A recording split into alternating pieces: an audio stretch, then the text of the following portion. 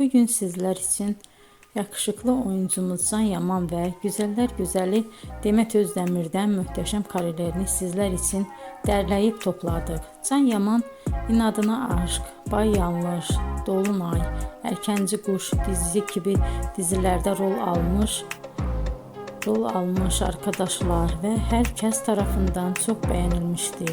Biz de sizler için onların romantik karelerini derleyip topladık.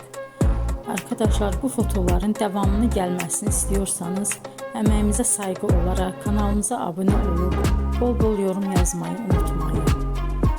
Arkadaşlar, bizi izleyen herkese teşekkür ederim. Bizden bu kadar.